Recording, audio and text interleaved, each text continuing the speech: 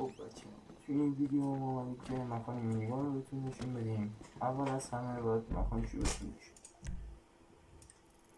مکانی که ما باید بریم در واقع همون پایگاه نظامی که میاد همین این قسمت که پایگاه نظامیه. شما باید بریم داخل یکی از ساختمونا و جون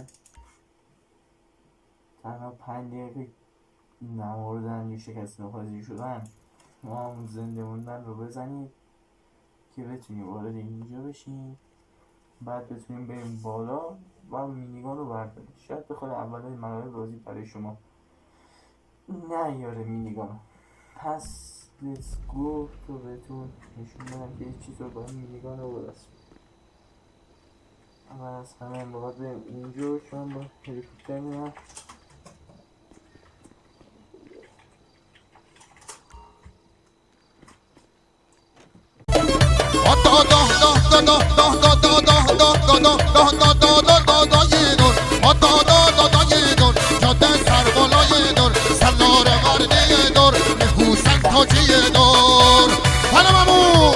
مکانی شما دقیق نزدم و این باید نیست. بکردم بکنیم نفت نشون میده. بعد بیان که وارد بشیم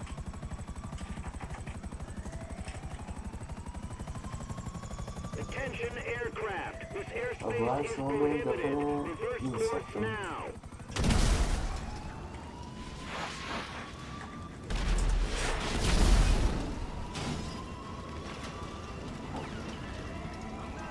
اینه که هیچ اتفاقی برای ما نمیفته و ما سریع سالم در حال رفتنیم.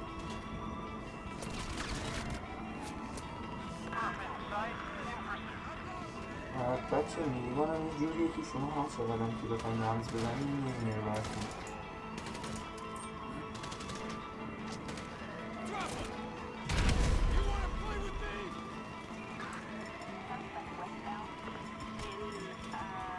باید یه قسمتی باشه که شما برین تو این همینده شما بتونید برین تو و بتونید مینیگان رو بردارید.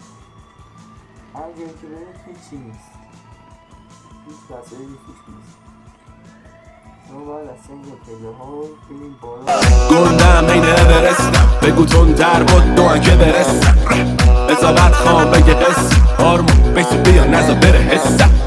بسر چرا اما میشی شاکی ایدا اقلو تو شور بزن. بله وقتی تاقه 6 میرسیم اینجا باید میریم بالا و زمانی که میریم بالا میریم داخل این بعد رو میکشیم یادم میکشیم و اینجا این مینیگان رو پیدا این مینیگان میتونه با 100% کردن بازیتون یا اینکه همه اول بازیاتون بیاد. من جایی نیستم، فقط میدونم که همچین گاه اینجا هست و میتونیم بگیریمش. قسمت این دیگه چیز خاصی نداره. وقتی به سمت بالا میریم داخل جایی که برج و فرماندهی میکنن یه افراد هم که بکشید هیچی دیگه نیستی شستی.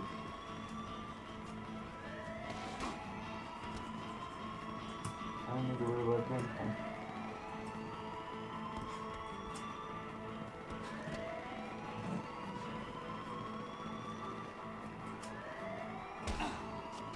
این دوباره شما سانسور میشون اولش ما بتونیم برگردیم برگشت رو بکنیم.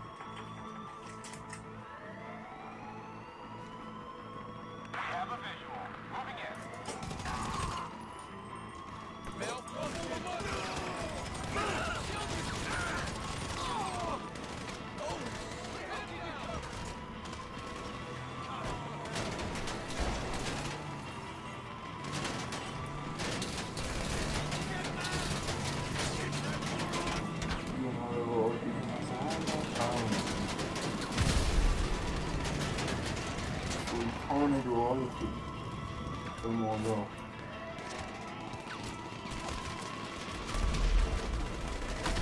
اسمش تیتان بود.